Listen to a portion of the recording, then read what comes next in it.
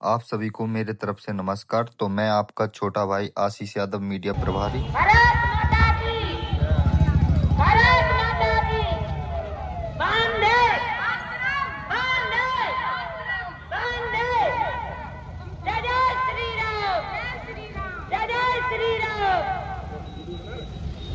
बस मैं सभी बहनों से यही कहना चाहती हूँ कि जो मैंने गीत गाया इसका कारण से ही है कि जीवन में अगर कुछ करना है तो मन को मार के मत बैठना है। बहुत बढ़िया, मेरी बहनों ने बहुत अच्छा बोला। जिस का हमें बहुत समय से इंतजार था, सारी बहनें हमारी बहुत देर से इंतजार कर रही थी। हमारे आदरणीय जिला अध्यक्ष जी यहाँ पर आ चुके हैं, इसलिए हम सब जब वो अंदर एंट्री करेंगे तो हम सब उनको तालियों से उनका स्वागत करें और खड़े होकर उनका अभिनंदन करें। आदरणीय जिला अध्यक्ष जी हमारे बीच पधार चुके हैं।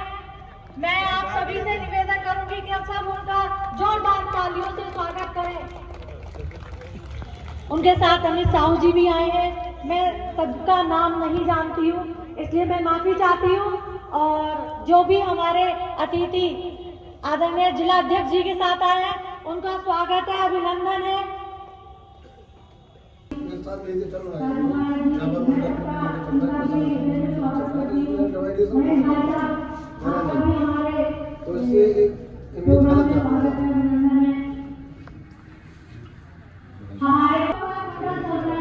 लेकिन दोनों में कोई भिन्नता नहीं है, कोई भी किसी प्रकार का मुश्किल आती है, दोनों के अध्यक्ष और सारे व्यापारी की बहुत खास बात है। हमारे आदरणीय जिला अध्यक्ष जी का तालियों की जोरदार तालियों के साथ स्वागत करें।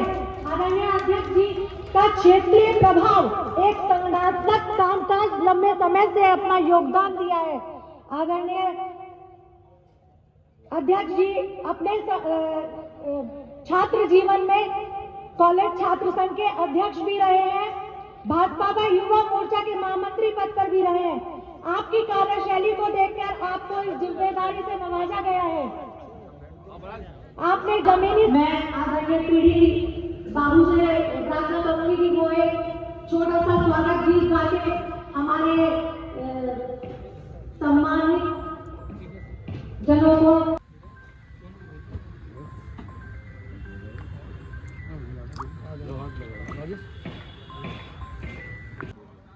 के सम्मान में कोई कमी रह रहा है तो मुझे क्षमा कीजिएगा। श्रीमान आपका स्वागत है, श्रीमान स्वागत है, श्रीमान आगे बढ़ते जाना, प्यार सिमरावारी की इस भूमि पर हम करते सम्मान, स्वागत है श्रीमान आपका, स्वागत है श्रीमान।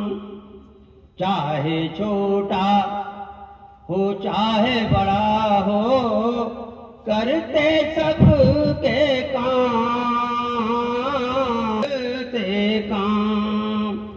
बीजेपी के इस घर में बड़ा हुआ है नाम, बड़ा हुआ है नाम। कांटे रूपी पथ पर चल कर मिला हुआ यह मान, स्वागत है श्रीमान आपका, स्वागत है श्रीमान, स्वागत है श्री देना। झांसी में इस पद नैया को आप ही को है कहना, आप ही को है कहना। हम सभी वादा करते हैं मिटने न देंगे शान, स्वागत है श्रीमान आपका, स्वागत है। ताली से स्वागत करें। बहुत सुंदर हमारे पीडी बाबूजी ने ये स्वागत गीत गाया और तालियों की आवाज कुछ कम थी जरा, कि इतना अच्छा गीत उन्होंने प्रस्तुत किया, उसके लिए एक जोरदार ताली होनी चाहिए। बहुत बहुत धन्यवाद। अब मैं वीरेंद्र सिंह जी, अतुल गुप्ता जी, विकास राय और सोनू जी और संजय जैन जी से निवेदन करूंगी कि वो मंच पर आए और हमारे आदरणीय जिला अध्यक्ष जी का स्वागत करें और उनको माला बनाएं।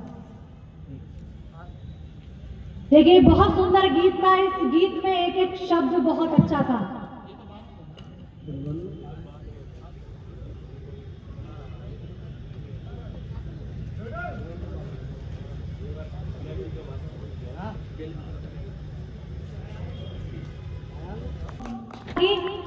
कि हमारे बीच NRLM की बहनें बैठी हुई हैं जो व्यवसाय से जुड़ी हुई हैं और 2 बजे से आपकी प्रतीक्षा कर रही हैं। इन बहनों के लिए भी एक जोरदार ताली होनी चाहिए। सुमन जी, पूजा राय जी, सभी महिलाएं जो भी आना चाहती हैं, आदरणीय जिलाध्यक्ष जी का स्वागत करना चाहती हैं, आपका हार्दिक स्वागत है मंच पर। कृपया जल्दी जल्दी आ जाइए। सरिता जी और ये हमारी रेखा राजपूत जी, आप भी आए और स्वागत करें। आ जाओ आप लोग, जल्दी जल्दी आ जाइए, समय कम है। हमारे उद्योग व्यापार मंडल से आए हमारे महेंद्र भाई, अरविंद भाई और हमारे वीर भाई आदरणीय जिलाध्यक्ष जी का स्वागत करना चाहते हैं। कृपया वो आए और जल्दी से स्वागत करें। लक्ष्मी, नरेश राजपूत, आप ऊपर आए और जिलाध्यक्ष जी का स्वागत करें।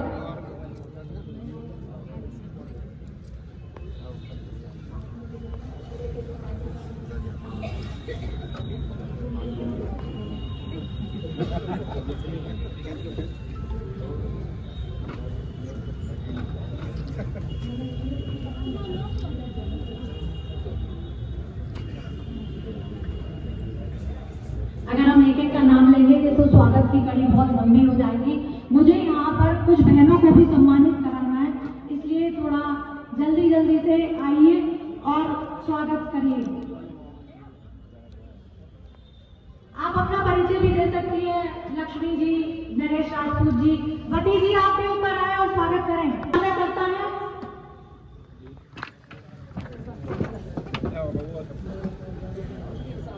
सबकी तरफ से आपको मैं अपने दोनों महामंत्रियों से प्रार्थना करूंगी कि वो आदरणीय संतोष कचौरी जी और अजय राजपूत जी, विवेक तिवारी जी, सबको एक एक माला पहनाते जाएं, क्योंकि स्वागत की कड़ी बहुत लंबी हो जाएगी और इतना समय हमारे अध्यक्ष जी के पास नहीं है और महिलाएं भी काफी देर से बैठी हुई हैं।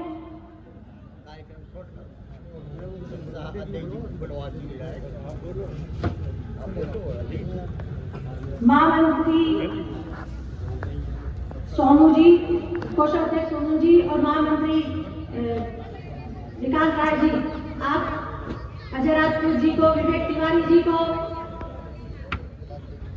इन सबको एक एक माला पहनाएं। संतोष कचौरी जी जो हमारे वरिष्ठ कार्यकर्ता हैं, हमारे यहाँ 2 मजबूत पिलर है, आदरणीय जगत सिंह राजपूत जी जिला महामंत्री और संतोष कचौरी जी वरिष्ठ कार्यकारिणी। इन लोगों ने हमेशा उस समय काम किया है जिस समय हमारी भारतीय जनता पार्टी एक अस्तित्व की लड़ाई लड़ रही थी। उस वक्त इन लोगों ने मजबूत पिलर की तरह मोर्चे को संभाला है, जबकि दूसरी पार्टी के लोग हमेशा इनका मजाक उड़ाते थे। आज समय है कि हमें भी इनका सम्मान करना चाहिए। मैं राकेश राजपूत जी से भी कहूंगी वो मंच पर आए और जिलाध्यक्ष जी का सम्मान करें।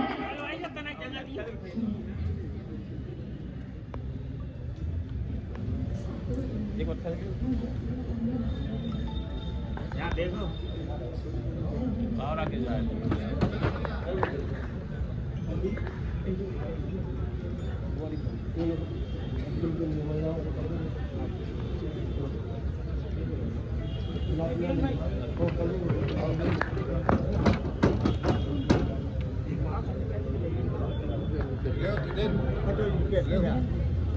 समय के अभाव के कारण मैं आदरणीय अध्यक्ष जी से प्रार्थना करूंगी कि वो अपना हम सबको अपना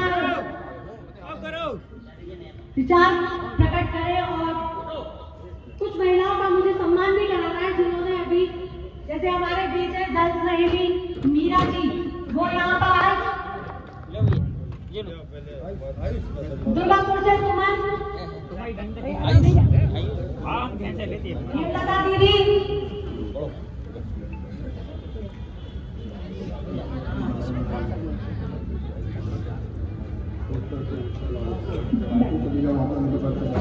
या भाई साहब कौन है भाई मैन भाई साहब रुक जाओ हम जैसे सामान आए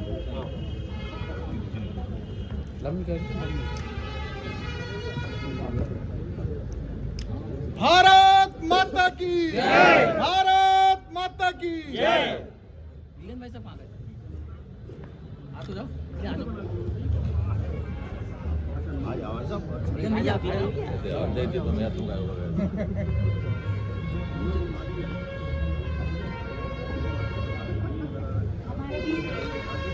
हमारे बीच अभी सीएलएफ की सब होगा बस आके लो मैं अध्यक्ष फोटो को निकाल अरे निकल जाओ तो अरे फिर मिल नहीं पाएगा ये एक निकाल तत्काल में मिलेगी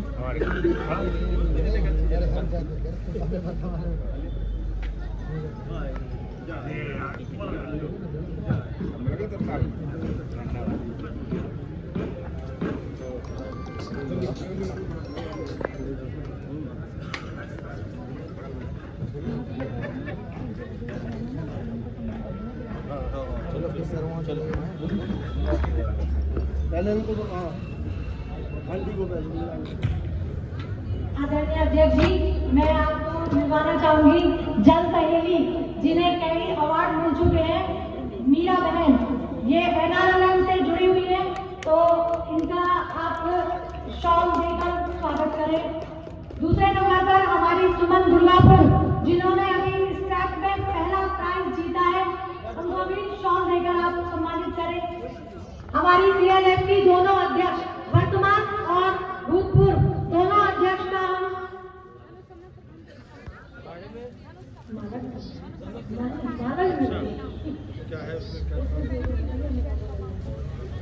वर्तमान और हमारी निवर्तमान दोनों अध्यक्ष CLF के अध्यक्ष को हमारे अध्यक्ष जी द्वारा स्वागत है।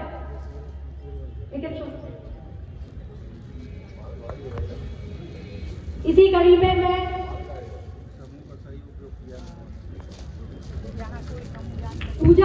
पूजा राय गौतम को बुलाना चाहूंगी। हमारी बैंक सखी रोशनी कुशवाहा आप भी मंच पर आइए आपका भी स्वागत है।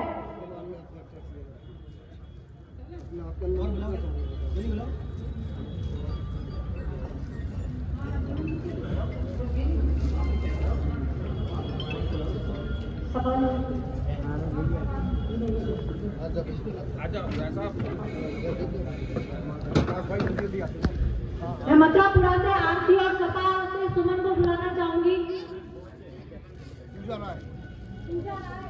पूजा राय और रोशनी कुशवाहा।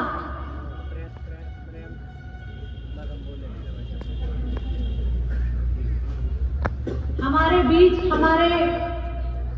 मेरे छोटे अनुज और हमारे बड़े भाई काजू महाराज जी और राकेश शर्मा जी यहाँ उपस्थित हो चुके हैं। उनका हृदय से स्वागत है, अभिनंदन है। मैं और चाहती हूँ कि आप भी मंच पर आए अपना स्थान ग्रहण करें।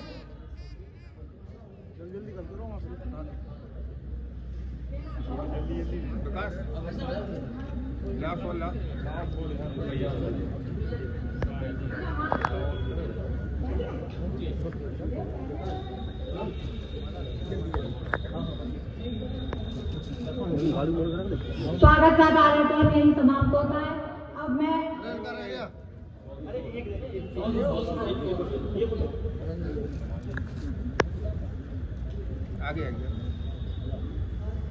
मैं आदरणीय अध्यक्ष जी से प्रार्थना करूंगी कि वो यहाँ आए और बहुत मंच पर आए और यहाँ आकर अपना उद्बोधन दें। काजू महाराज जी और हमारे राकेश शर्मा जी आए और अध्यक्ष जी का स्वागत करें।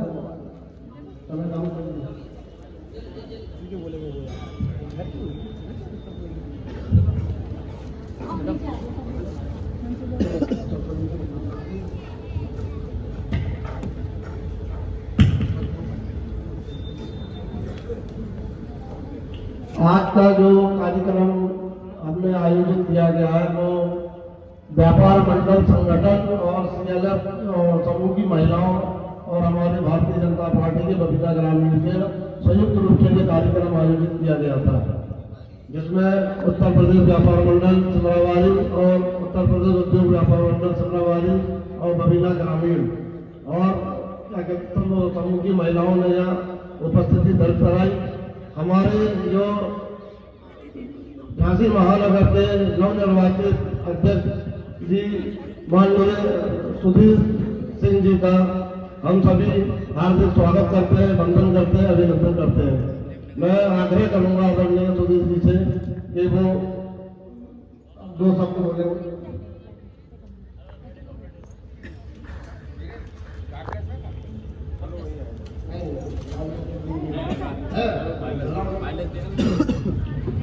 धन्यवाद।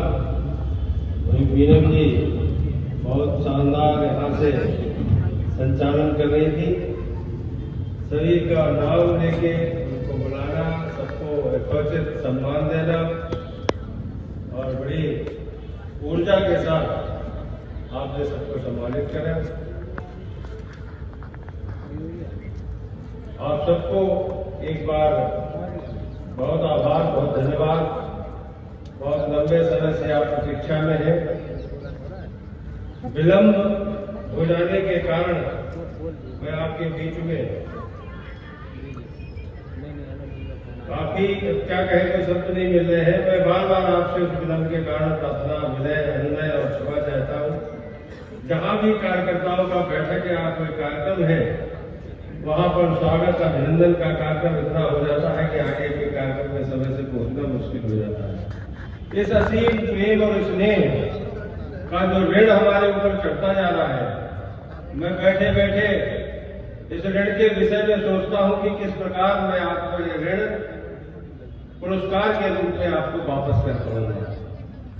आज इस कार्यक्रम में व्यापार मंडल के जो हमारे अध्यक्ष वीरेंद्र सिंह जी है, उपस्थित टोली हमारे जैन साहब यहाँ पे विराजमान है। आप सबकी टोली अभी प्रभु दयाल जी यहाँ पर बढ़िया हमारा स्वागत, अभिनंदन गीत गा के गए और हमारी एक मातृ शक्ति बहुत बड़ी संख्या में विराजमान है। उनके साथ में मैं मंच में विराजमान सभी पदाधिकारियों का, व्यापार मंडल के पदाधिकारियों का भारतीय जनता पार्टी का अभिनंदन करता हूँ। किसी भी व्यापार की, किसी भी परिवार की, किसी भी समाज की और किसी भी देश की अगर रीढ़ होती है तो होता है उसका आर्थिक तंत्र, उसका प्रबंधन। और ये आर्थिक तंत्र में माहिर इस क्षेत्र के व्यापारी यहाँ पर इकट्ठे होके अगर किसी राजनीतिक दल के व्यक्ति का समर्थन और उसका सहयोग, उसका अभिनंदन करते हैं तो निश्चित रूप से उस व्यक्ति की, उस संस्था की, उस पार्टी की भी जिम्मेदारी होती है कि वो उनका समय समय पर संरक्षण कर सके। आज उत्तर प्रदेश में भारतीय जनता पार्टी की सरकार है। केंद्र में माननीय मोदी जी के नेतृत्व में भारतीय जनता पार्टी की सरकार है। हम कह सकते हैं कि इस डबल इंजन की सरकार में व्यापारियों के लिए सुरक्षा का मजबूत कवच उपलब्ध हुआ है और आज निर्भय होकर व्यापारी अपनी दुकान पर बैठकर व्यापार कर रहा है। इससे पहले का समय भी हमने देखा है।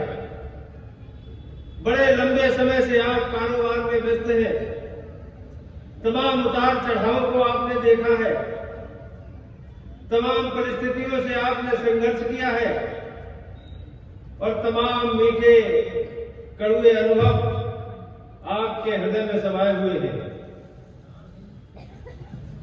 न जाने इस सड़क पे कितने गाड़ियां निकल गई और कौन सी गाड़ियां निकली, आप याद करिए, आपको याद आएगा। रोड बड़ी भले 2017 से पहले रोडों के क्या हालात थे, तो रोड तो खराब थी, लेकिन उस पे चलने वाले 4 पहिए की एयर कंडीशन गाड़ियां बहुत शानदार हुआ करती थी।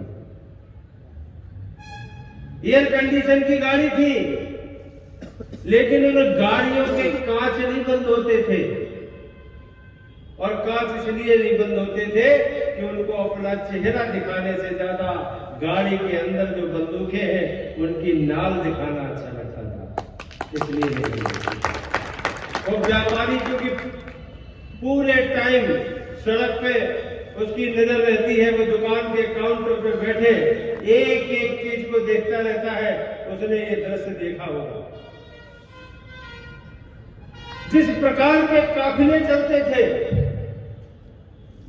उस प्रकार के काफिले देख के हमारे अंदर, हमारे बच्चों के अंदर, हमारे परिवार और समाज के अंदर एक ऐसा डर बैठा हुआ था कि उस डर के कारण न तो हम व्यापार कर पाते थे और न अपने बच्चों को अच्छी शिक्षा के लिए बाहर भेज पाते थे। वो समय याद है आपको कि हमारे घर में अगर कोई ग्रेजुएट बच्ची, इंटर की बच्ची यहाँ झांसी पढ़ने जाती थी, तो जब तक लौट के नहीं आ जाती थी तो पूरे परिवार के दिल में एक अजीब सी धड़कन और बेचैनी रहती थी कि पता नहीं सुरक्षित है कि नहीं है। उसकी गाड़ी के पीछे तमाम वो लंबे बाल वाले, तिरछे बाल वाले, विभिन्न प्रकार के चश्मों वाले, काली शीशे वाली गाड़ी लेके उसको पीछे करके उस पे भद्दे भद्दे कमेंट करके उसको परेशान करने का काम करते थे। और उसकी शिकायत जब संबंधित पुलिस थानों में करने जाओ तो घंटों इंतजार करना पड़ता था और उसके बाद भी कोई परिणाम नहीं होता था। माननीय योगी जी ने कहा कि ऐसा कोई भी व्यक्ति अगर इस चौराहे पर किसी बेटी को छोड़ना छेड़ने के प्रयास करेगा, उस पर कोई शब्द कहेगा, तो अगले वाले चौराहे पे उसका काम तमाम हो जाएगा, उसका राम नाम हो जाएगा। आज हमारी बेटियां निर्भीक होकर जहां भी चाहे वहां पढ़ाई के लिए जा सकती हैं। और मैं तो बड़ा आश्चर्यचकित हूं कि इस वाले क्षेत्र से, इस ग्रामीण अंचल से अभी हमारी बहन बता रही थी कि उसने प्रथम पुरस्कार प्राप्त किया है। एक धनुष संस्था में काम करते हुए वो पुरस्कृत होने का काम किया है। दूसरी बहनें ने दूसरे क्षेत्र में काम किया है और काम करके एक नई प्रेरणा देने का काम किया है। तो बहन जी बता रही थी कि सबसे पहले यहाँ तो कोई समूह जानते ही नहीं था, और समूह का काम करते करते 3000 महिलाओं की एक लंबी श्रृंखला, एक लंबी खड़ी करके उनको आत्मनिर्भर बनाने का काम किया। मैं इस मंच के माध्यम से माननीय योगी जी के इन प्रयासों का, माननीय मोदी जी के इन प्रयासों का मैं नमन करते हुए आपका हार्दिक वंदन और अभिनंदन करता हूँ। व्यापारी समाज की रीढ़ है, समाज की अर्थव्यवस्था को मजबूत करने वाला है। इसका अगर सही पोषण, सही संरक्षण और इसको सही दिशा मिलेगी तो निश्चित है इस भारत को, इस देश को, इस राज्य को और सशक्त करने का काम करेगा। आज विभिन्न योजनाओं के माध्यम से, व्यापारी की कल्याण की योजनाओं के माध्यम से उसको पुरस्कृत करने का काम हो रहा है, उसके काम को आसान बनाने का काम हो रहा है। चाहे जीएसटी का क्षेत्र हो, चाहे आयकर का क्षेत्र हो, इतने सरल करके उनको अपने व्यापार में तमाम प्रकार की छूट देने का काम किया है। उद्यमी महिलाएं जिनको घर के चूल्हे चौके में कैद कर दिया गया था, सरकारों से जिनको किसी प्रकार का कोई लाभ नहीं मिल पाता था, आज महिलाएं आगे बढ़ के वो काम कर रही हैं। और मोदी योगी राज्य के इस शासन में ड्रोन दीदी के नाम से, लौ दीदी के नाम से काम करते हुए और समाज में अपनी पहचान को स्थापित करने का काम कर रहे हैं। हम सबका उत्तरदायित्व है कि समाज में व्यापारी की सुरक्षा हो, उसको व्यापार का वातावरण मिले, उसकी दुकान पर कोई ऐसा आदमी जाके खड़े होके अवैध चोर वसूली का काम न करे। इसके लिए सरकारों की जिम्मेदारी है कि सरकार उसको संरक्षित करे, उसको सुनिश्चित करे। और आज ये हम देख रहे हैं कि बड़े चैन और आराम से व्यापारी काम कर रहे हैं। ये सरकारें आएंगी कैसे? सरकार तो अच्छी है, सरकार हमारा संरक्षण भी कर रही है, सरकार हमारे लिए योजनाएं ला रही है, हमारे विकास में निरंतर हमको मदद कर रही है, बिना ब्याज के ऋण देके हमारे व्यापार को प्रोत्साहित कर रही है। लेकिन ये सरकार और सशक्त कैसे होगी, इसकी चिंता कौन करेगा? इसकी चिंता वो करेगा जिसको सरकार से लाभ है। जो सरकार आपकी चिंता करती है, उस सरकार की चिंता करने का उत्तरदायित्व व्यापारी पे भी है कि नहीं है? व्यापारी अपने मन की सरकार लाना चाहता है, किसान अपने मन की सरकार लाना चाहता है, नौजवान अपने मन की सरकार लाना चाहता है, बहू बेटी अपने मन की सरकार चाहती है कि जिसकी सरकार में सब प्रकार से हम सुख हो, सुखी हो, जिस सरकार में हम सब समृद्धशाली बने, ऐसी सरकार इस देश का और प्रदेश का नेतृत्व करेगी तो निश्चित हमारा हमारे अगले आने वाली पीढ़ी का कल्याण हो सकेगा। तो उसके लिए एक हमारी जिम्मेदारी है।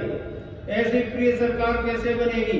लोकतंत्र में एक व्यवस्था है कि जब चुनाव आते हैं, हम जिस सरकार को, जिस पार्टी को, जिस प्रत्याशी को सबसे ज्यादा मत देते हैं, वही सरकार जीत करके और अपने शासन को आगे कंटिन्यू करती है।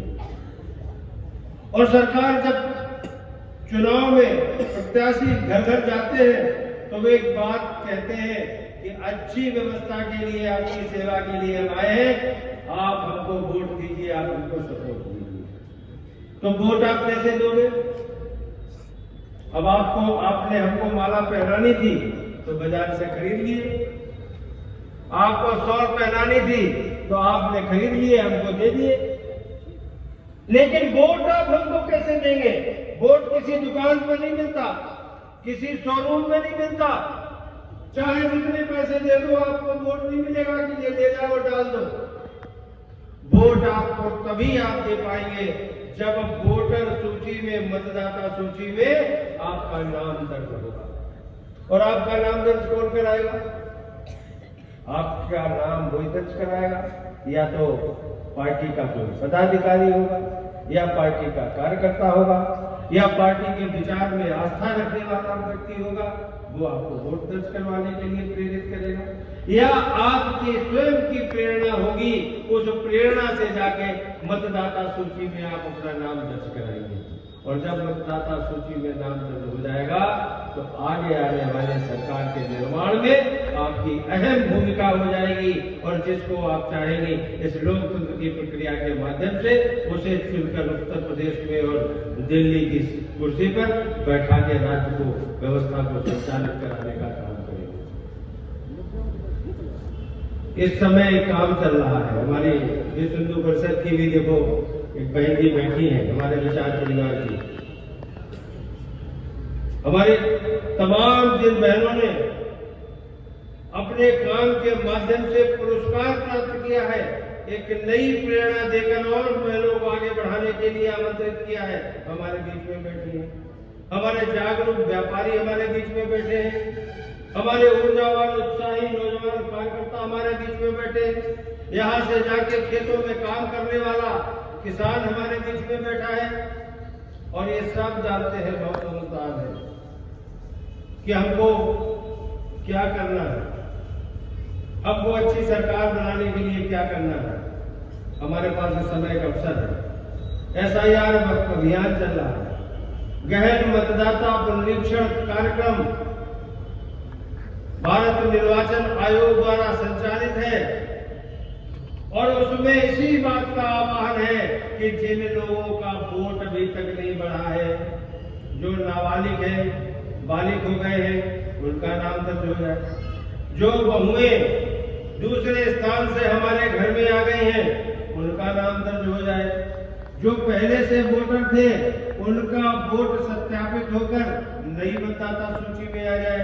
और जो वो लोग सब यहाँ से सिधार चुके हैं, जो नहीं आ सकते यहाँ वोट डालने, उनका वोट मतदाता सूची से हट जाए। या वो लोग जो यहाँ के मूल निवासी वंचित समाज के अंतिम पायदान पे खड़ा व्यक्ति उसके अधिकारों पे डाका डालना का काम कर रहे हैं।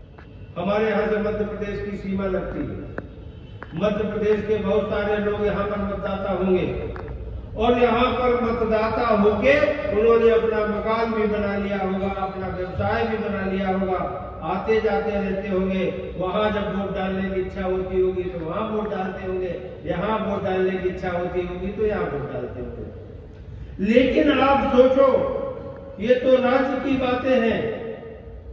यहाँ के जो मूल अधिकारी हैं, जिनके यहाँ की योजनाओं पर अधिकार है, उन योजनाओं को लाभ उनको भी मिलता है और यहाँ के लोगों को जो लाभ मिलना चाहिए उससे वो वंचित हो जाते हैं। यही हाल अपने देश की सीमाओं का।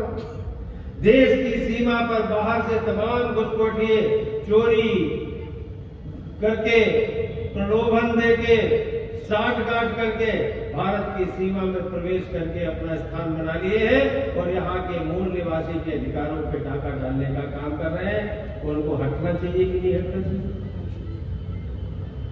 अगर उनको हटना चाहिए, ये बात अगर देश के प्रति आस्था रखने वाले राष्ट्रभक्त लोग कहते हैं, तो विपक्ष को बड़ी तकलीफ होती है, विपक्ष को बड़े पेट में दर्द हो जाता है।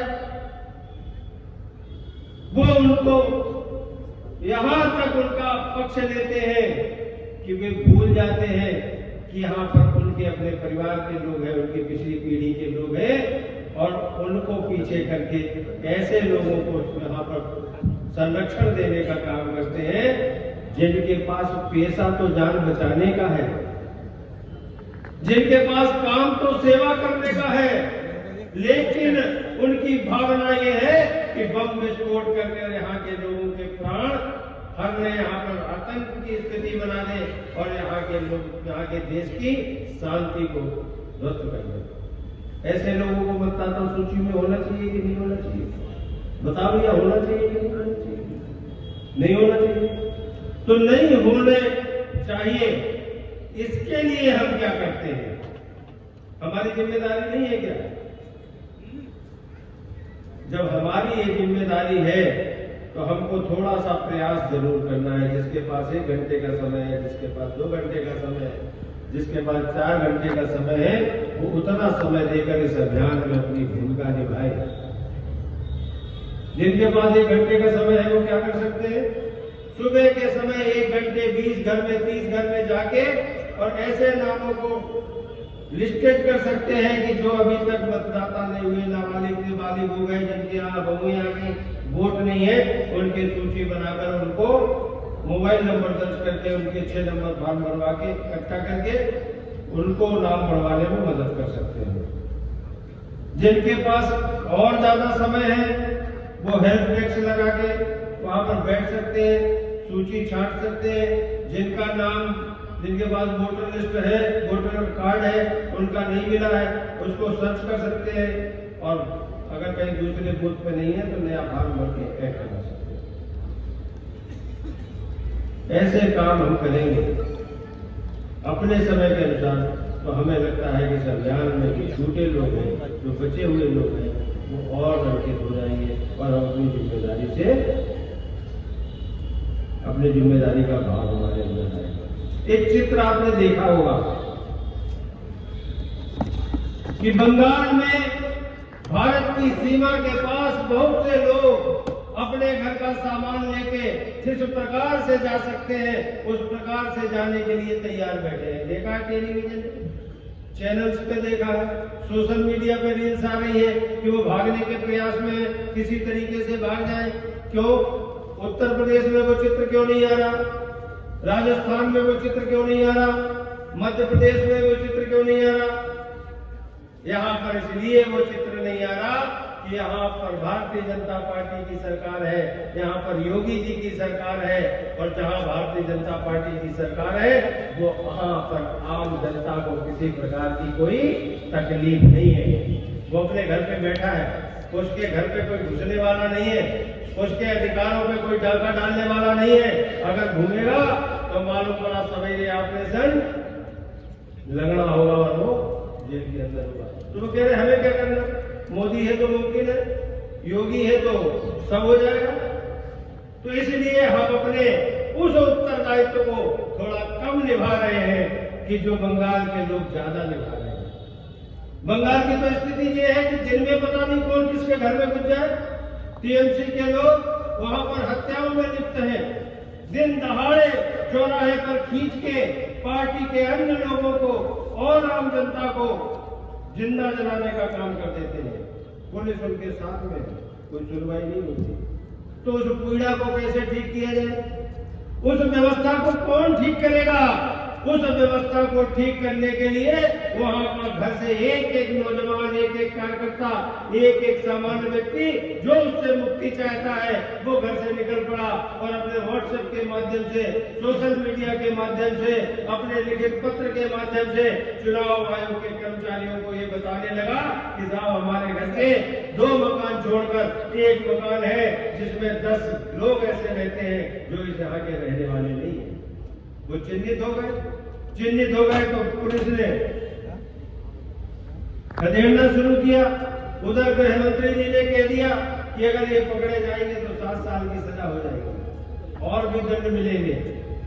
इस घबराहट के कारण, उस सरकार की शक्ति के कारण, उस व्यवस्था के कारण वो यहाँ से भगने का काम कर रहे हैं, यहाँ से पलायन का काम स्वतः कर रहे हैं। जिस दिन आप भी अपने घर से निकलोगे, अपने पड़ोस में पूछताछ कर लोगे किस मकान में 10 वोट चढ़े हैं, वो वोट हमारा है कि नहीं, वो वोट देश का है कि नहीं, वो यहाँ की शांति में विश्वास रखने वाला है कि नहीं, जो भारत की अखंडता के लिए भारत के साथ चलने वाला है कि नहीं। अगर वो ऐसा नहीं होगा तो निश्चित मानिए आपके एक प्रार्थना पत्र के बाद वो भी अपना सामान लेके और बस स्टैंड पर और रेलवे स्टेशन पे दिखाई पड़ेगा। तो आप इस जिम्मेदारी को समझिए। व्यापारियों के बीच मैं आज केवल ये आग्रह करने आया हूँ, अभी जो लड़ाई चल रही है इस लड़ाई में आप शामिल आइए। निश्चित रूप से अगर सही मतदाता सूची बन गई, ठीक प्रकार से लोग उसमें जुड़ गए, भारत की शांति और समृद्धि की कामना करने वाले अगर उसमें जुड़ गए तो निश्चित मानिए कि अगले 25, 50, 100, 200 जब तक आप चाहोगे इसी प्रकार की सरकार बनेगी जो हमारी रक्षा करे, हमारी संपत्ति की रक्षा करे, हमारे परिवार की सुरक्षा करे, हमारी बेटी की सुरक्षा करे और हमारे सम्मान की सुरक्षा करे।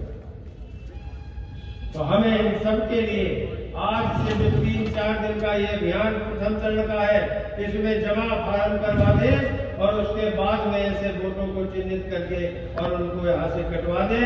लगभग 2027 की हम आधी लड़ाई आज जीत जाएंगे। अपनी आने वाली हमारे समर्थन की सरकारों के लिए हम आधा काम कर जाएंगे। तो बस इस आह्वान के साथ, इस निवेदन के साथ, इस अनुनय और विनय के साथ मैं आपको बार बार अभिनंदन करता हूँ, आपको आग्रह करता हूँ कि आप इसमें लग के भारतीय जनता पार्टी के कार्यकर्ता के रूप में, समर्थक के रूप में, देश के सच्चे नागरिक होने के रूप में आप इसमें जुड़ के हमारी मदद करिए। दूसरी बात, हमारे अध्यक्ष जी ने आग्रह किया, मैं आपको इतना आश्वस्त करता हूँ कि सत्ता पक्ष यानी भारतीय जनता पार्टी का यहाँ के हमारे मंडल के अध्यक्ष जी बैठे हैं, हमारे जिले के महामंत्री बैठे हैं जगत जी, हमारे और तमाम साथी यहाँ पर विराजमान हैं। जब भी व्यापारी की समस्या का विषय इनके सामने आएगा, आपके द्वारा लाया जाएगा, मैं आपको वादा करता हूँ यहाँ क्षेत्र के स्थानीय प्रतिनिधियों के माध्यम से, अधिकारियों पर दबाव बना के और बातचीत के माध्यम से उनकी समस्या का समाधान निश्चित रूप से किया जाएगा, निश्चित रूप से किया जाएगा। और आज तो आपने हमें सम्मानित करके इतने माला ला दिए कि हम ज्यादा देर खड़े होते तो फिर अब ये माला हम कहाँ लेके जाएंगे? इन माला का वजन हम कैसे झेल पाएंगे? आपने जो हमको दिया ये हम कैसे लौटा पाएंगे?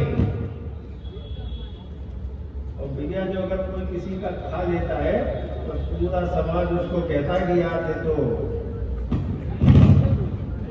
खाऊ आदमी है, ये तो कर लगे सब डकार जाएंगे। तो ये खाने वाला स्वभाव तो हम नहीं रखना चाहते।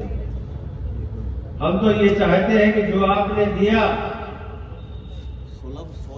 आपके दिए हुए सम्मान को हम उतना तो लौटा दे, और बल्कि अगर उससे ज्यादा लौटाए, बार बार अपने बीच में बुलाते रहेंगे और हम भी ये कोशिश करते रहेंगे। आज बहुत लोगों के नाम हमको नहीं याद हो पाएंगे, लेकिन कई बार आके आपके बीच में मिलके, आपके साथ बैठ के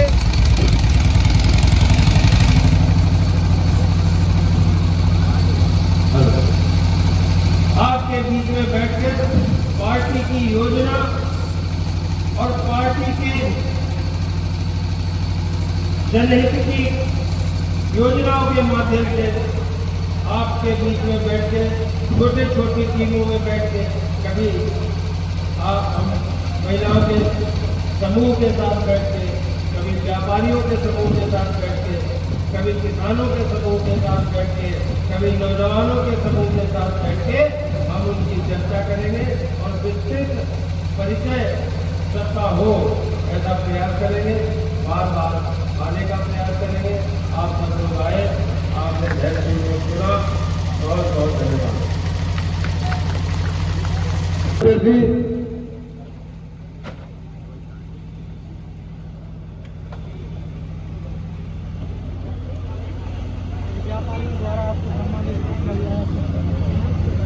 व्यापारी का सम्मान भारतीय जनता पार्टी सदैव करती रही है। व्यापारी हमारे लिए सम्माननीय है। उन्होंने भारतीय जनता पार्टी के अध्यक्ष के नाते मुझको यहाँ पर बुलाया, मैं उनका आभार व्यक्त करता हूँ। भाजपा व्यापार कहेगी, किसी प्रकार की समस्या होगी, हम सब खड़े होकर उसका निदान करेंगे। आज हमारा आगमन SIR के संदर्भ में व्यापारियों से अपील करने का था कि जिस प्रकार से ये अभियान चल रहा है उसमें अपनी भागीदारी सुनिश्चित करके टूटे हुए वोटों को, जो वोट अभी नाबालिग थे उनको उसमें जोड़ते हुए जो मतदाता सूची आने वाली है उसका सही स्वरूप हमारे सामने आए, ये आह्वान करें।